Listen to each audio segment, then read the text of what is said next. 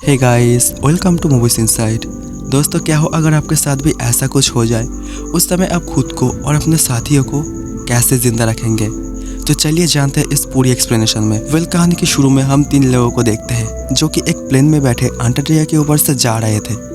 लेकिन थोड़ी देर बाद इनके साथ कुछ ऐसा हो जाता है जो कि इन्हें इस बात का जरा सा भी अंदाजा नहीं था। अचानक से इनका प्लेन एक तूफान से टकरा जाता है, जिससे प्लेन हिलने लगता है और पायलट प्लेन का बैलेंस खो देता है। प्लेन तेजी से नीचे की ओर गिरने लगता है। तभी प्लेन से पायलट भी नीचे गिर जाता है और अंटार्कटिका के पहाड़ में जाकर प्लेन क्रैश हो जाता है।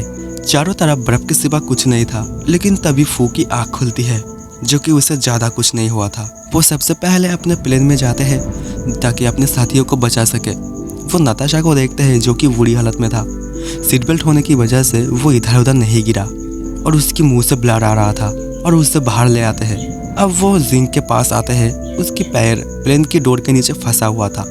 जब वो उसे उठाने की कोशिश करता है तो प्लेन डिसबैलेंस हो जाता है और पानी में डूबने लगता है। वो डर के मारे वहाँ से भाग जाते हैं। लेकिन जब जिंक की आवाज़ सुनती है तो उसे उस पर दया आती है। वो फिर से अंदर जाती है और जैसे तैसे जिंक को बाहर निकाल लाती है। उसी दौरान प्लेन भी नीचे पानी में डूब जाता है। अब रेडियो से भी किसी से कांटेक्ट कर पाना मुश्किल है, क्योंकि वो तरकीब अब पानी के नीचे जा चुका है। अब वो दोनों देखते हैं कि नताशा कुछ भी रिस्पॉन्स नहीं कर रहे। वो दोनों समझ जाते हैं कि नताशा अब मर चुकी है। लेकिन ये दोनों उसे यहाँ अकेला छोड़ नहीं सकता, इसीलिए वो एक स्ट्रेचर बनाता है प्लेन के टूटे हुए पार्ट से। वो अब उन दोनों को घसीटते हुए आगे बढ़ता है। थोड़ी देर बाद इनका सामना हो जाता है एक बर्फीली तूफान से, जो कि इन्हीं की तरफ आ रही थी। उसे देख फू एक गड्ढा खोदने लगता है और तूफान के आते ही वो दोनों गड्ढे के अंदर चला जाता है और तूफान से बच जाता है। लेकिन नताशा की बॉडी अभी बाहर पड़ी थी, जो कि कुछ गिर आकर खा रही थी। फू अब जिंक से कहती है हमें नताशा को यही दफनाना होगा। ये दोनों उसे यह दफना देते हैं। अब फू जिंक को अपने कंधे पर बिठाकर आगे बढ़ते हैं। जब ये दोनों एक पहाड़ से नीचे आ रहे थे, फू की पैर फिसल जाती है और दोनों नीचे खाई में गिर जाते हैं। जिंक का पैर जाकर एक पत्थर से टकराता है और वो बेहोश हो जाता है। बहुत समय बाद जब उसकी होश आती है तो खुद को एक हाउस में पाती है जो बहुत पुराना था। अब वो जिंक को कहता है मैं तुम्हारे पैर की हड्डी को सीधा करने वाला हूँ, इसमें तुम्हें थोड़ा दर्द होगा। अब वो उसकी पैर को सीधा कर देता है। अब उसे ठीक होने के लिए कुछ दिन रेस्ट करनी होगी। अब वो बस देखती है क्या पता कुछ जरूरी सामान मिल जाए। फू को एक जनरेटर मिलती है। वो बहुत मुश्किल से उसे ऑन करती है। तभी रूम में रखे हीटर ऑन हो जाता है, जिससे जिंक को थोड़ा अच्छा फील होता है। फू को कुछ खाने का सामान भी मिल जाता है। वो देखता है चाइनीज़ लैंग्वेज में कुछ लिखा है। वो समझ जाता है कि आसपास कोई चाइनीज़ कॉटेज है। फू कहता है हमें 3 डायरेक्शन में चलना होगा, जिसमें नॉर्थ नहीं है। वो निकल जाता है। उसी दूर दूर तक बस बर्फ ही बर्फ दिखती है।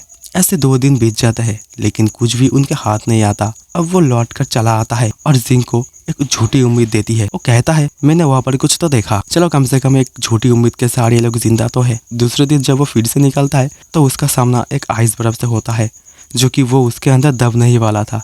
लेकिन वो सही सलामत बच जाता है। ऐसे ही 14 दिन बीत जाते हैं, लेकिन इनके हाथ कुछ नहीं आता और जितना भी खाना था वो धीरे धीरे ख़त्म हो रहा था। एक दिन जिंक फू को कहती है तुम्हें अपनी स्पीड को बढ़ाना होगा और दिन के 5 किलोमीटर चलना होगा, तभी तुम थोड़ी और दूर को तय कर पाओगे।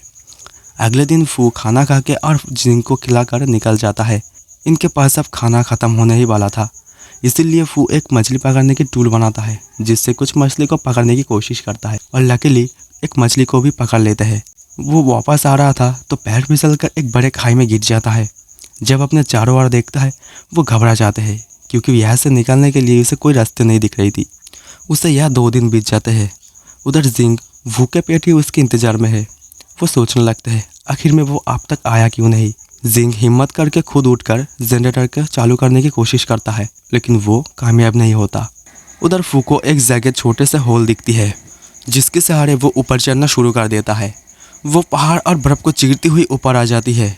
वो हाउस की ओर आता है, जहाँ पर जिंक को जनरेटर के पास पड़ा हुआ दिखती है और उसे रूम में लेकर आते हैं। अगले दिन फिर से वो उस स्टेशन को ढूंढने के लिए निकल पड़ते हैं। अब ज़्यादा ठंड होने की वजह से आँख की रोशनी कम करना बंद कर देती है। उसे सब कुछ ब्लर ब्लर दिखती है, इसलिए वो वापस अपने हाउस की ओर लौट आते हैं। लेकिन उसे अपने हाउस को ठीक से नहीं दिखती। वो जिंक को आवाज़ देने लगती है। उसकी नसीब अच्छी थी कि जिंक ने उसकी आवाज़ को सुन ली थी। वो बाहर आकर सही दिशा बताती है, जिससे वो उसके पास आ जाते हैं और उसे गले लगा लेती है। जिंक कहता है बाहर बर्फ की किरणें बिना रिफ्लेक्शन के पड़ती है, जिससे कोई भी अंधा हो सकता है। वो ठीक होने के बाद फिर से निकल जाते हैं, लेकिन इस बार वो बर्फ के अंदर पानी में गिर जाता है। वो बाहर आने की कोशिश करता है लेकिन आ नहीं पाता।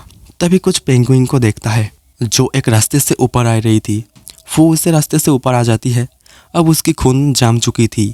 वो जैसे तैसे चलता है और अपने हाउस में लौट आता है। जिंक उसे देखकर घबरा जाते हैं और उसके साथ ही सो जाती है ताकि उसके अंदर कुछ गर्मी फील हो। अगले दिन वो फिर से निकल जाती है, लेकिन इस बार उसे कुछ लोग देख लेते हैं। ये दोनों वही थे जिनके घर में ये लोग इतने दिनों से रह रहे थे।